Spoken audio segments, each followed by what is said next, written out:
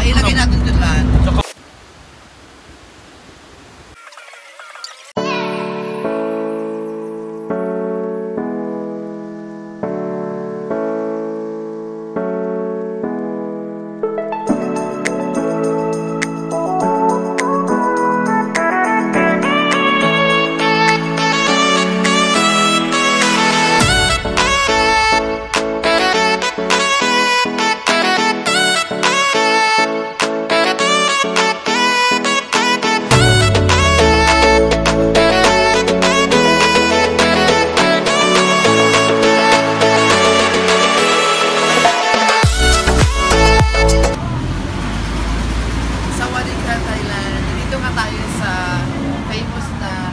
Dr. Kemp, gumagawa ng SRS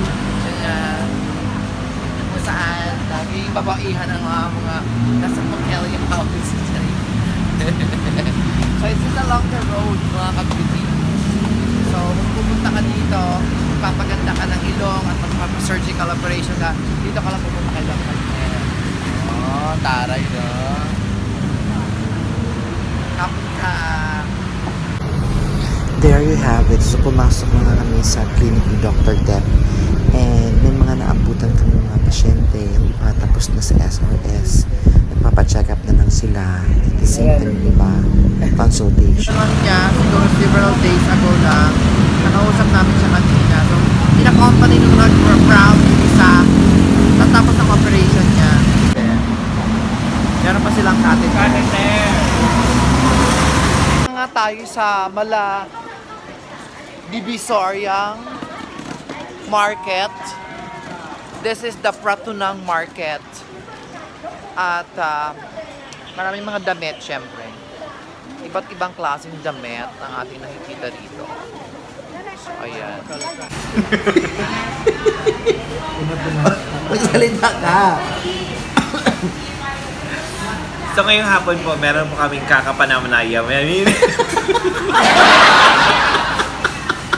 Nabubulol. Kakapanamanyamin.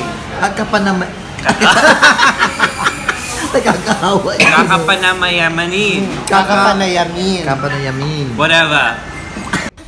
So dahil nga medyo napagod kami dyan, so what we did, nagpaputs pa na lang kami ni Alan dahil naiwan si Mother na wala siya. And it was so relaxing for us to have the foot spa. Yung Thai foot spa, napaka-relaxing talaga. So sulit naman ang binayad namin for 200 baht. So let's enjoy!